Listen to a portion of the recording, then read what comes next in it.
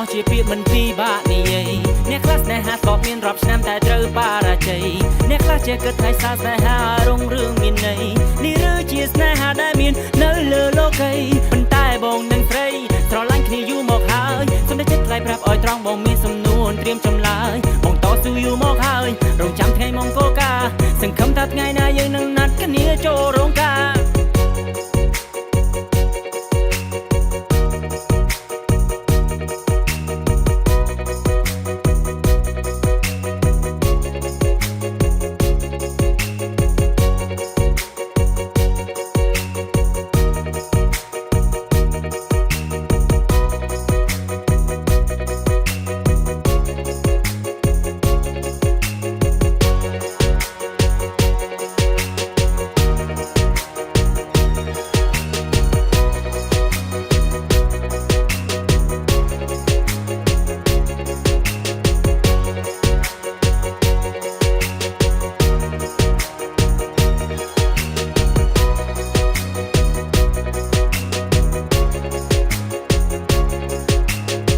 ស្រឡាញ់ហើយស្មោះជាពាក្យមិនពីបាក់និយាយអ្នកខ្លះស្នេហាក៏មានរាប់ឆ្នាំតែត្រូវបរាជ័យអ្នកខ្លះជាគិតថាស្នេហារុងរឿងមានន័យនេះឬជាស្នេហាដែលមាននៅលើលោកីប៉ុន្តែបងនឹងស្រីស្រឡាញ់គ្នាយូរមកហើយសូមតែចិត្តថ្លៃប្រាប់ឲ្យត្រង់បងមានសំនួនត្រៀមចម្លើយបងតស៊ូយូរមកហើយរងចាំថ្ងៃមង្គលការសង្ឃឹមថាថ្ងៃណាយើងនឹងណាត់គ្នាចូលរោងការ